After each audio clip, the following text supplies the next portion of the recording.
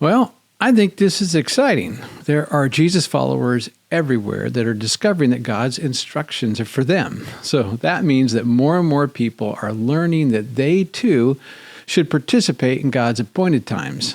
In this video, you're going to learn how to do Passover, but in a distinctly Christian way. Here's what Yahweh said to Moses and Aaron in the land of Egypt. He said, "This month shall be the beginning of months for you. It is to be the first of the year to you." Exodus 12, verses 1 and 2. So, for starters, you need to know something, and that is that not all the theologians out there agree on when God's annual calendar starts. I have my opinion, but I want to alert you to the four most recognized calendars. The first is the Hillel calendar. That's the traditional Jewish calendar. So when you go to the store, pick up a calendar, bring it home, you open it up, that's what you're going to see. Number two is the Zadokite calendar. 3, the conjunction calendar. And then finally, number 4, the sighted moon calendar. Now, in all of these calendars, there are still variations. And personally, I do not trouble anyone for subscribing to any of them. Everyone is trying. That said, I have put a lot of research into this, and I think I've discovered that the most biblically accurate one of those 4 would be the sighted moon calendar. I'm going to have another video on just that part, explaining everything pretty soon. But wherever you start the head of the year, Yahweh tells Moses, he says, "Speak to the congregation of Israel, saying, on the 10th of this month, they are each one to take a lamb for themselves according to their father's households, a lamb for each household." Exodus 12:3.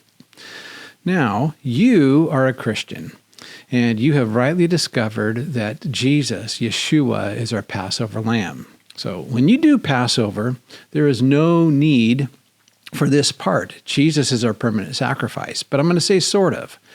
At the Passover you do, remember it's an object lesson, it's a shadow. On the 10th day of the month, you should still somehow recognize or commemorate that at Jesus' first coming, he did in fact ride into Jerusalem, riding on a donkey's colt, to be inspected. Continuing in Exodus, here's what we read. "Your lamb shall be a male without blemish, a year old. You may take it from the sheep or from the goats."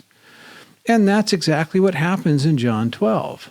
And Jesus, finding a young donkey, sat on it. As it is written, "Fear not, daughter of Zion. Behold, your king is coming, seated on a donkey's colt." Now go back to Exodus. It continues. "And you shall keep the lamb until the 14th day of the same month. Then the whole assembly of the congregation of Israel shall slaughter it at twilight." That's in chapter 12, verse 6. Now, for Israel, on the night that they escaped from Egypt, they were to have taken some of the blood from the lamb and put it on the 2 doorposts and on the lintel of their houses. That's in verse 7. And you won't do that, but you should certainly talk about that. The command for us to do Passover and all the other appointed times has this simple purpose: to keep what's close to God's heart close to our heart. Now, that our Father gave his Son so that we might live. I mean, can you see how that's important to God? So much so that he's given us an annual object lesson to do that we might remember it and teach it to our kids. Well, a little later in Exodus 12, we read, and this thing, I love the way the Legacy Standard Bible translates it. "And you shall keep this event as a statute for you and your children." How long? Forever. "And it will be when you enter the land which Yahweh will give you, as he has promised, you shall keep this new slavery." That's the part I like. "And it will be when your children say to you, 'What is the meaning of this new slavery to you?' And then you should say, 'It is a Passover sacrifice to Yahweh, who passed over the houses of the sons of Israel in Egypt when he smote the Egyptians, but delivered our homes.'" He delivered us. Exodus 12, verses 24 through 27. So I think you can see the picture here. Formerly, we were enslaved to sin, but now we have a new master, our Messiah, Jesus. And we're to give the members of our body over to our new master and what our master considers righteous. And that's important. Now, the last little part of Exodus here in verse 11, it says, "And they shall eat the flesh that night, roasted with fire, and they shall eat it with unleavened bread and bitter herbs." Now, what you need to know is that there's more to the story. So read all of Exodus 12. You should also read Deuteronomy 16, verses 1 through 8, and then round it all out by giving it context by looking at Leviticus 23, verses 4 through 8. So to wrap this all up, I want to answer a few questions. Is it okay to have lamb? The answer is yes, as long as you understand that it's commemorative. What is the meaning of the unleavened bread? Well, Deuteronomy tells us, "For you came out of the land of Egypt in haste." In other words, the no yeast factor represents how quickly the transformation from death to life happens. It's the idea that the escape is narrow. And what about the bitter herbs? Now, there is not one verse that explicitly explains this part in the Bible, but I think Exodus 1 gives us what we need here.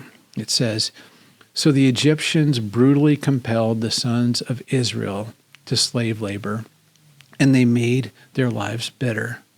And verses 13 and 14. Now, sin is bitter. The world is bitter. Jesus, he's not bitter. And that's basically it. In a humble way, in a home or a community, we gather together with others who have truly repented of sin and given their hearts to Yeshua. And we have a commemorative meal that reminds us year after year of what Yeshua has done for us on the cross.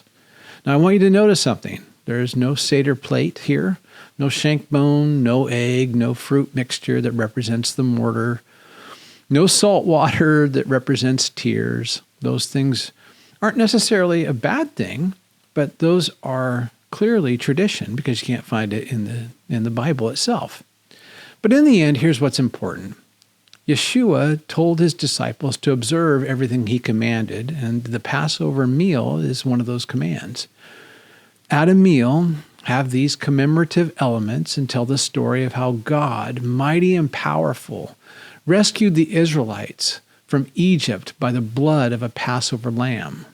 Talk about the bitterness of sin. Talk about the speed in which God acts, and do it all with glad and sincere hearts.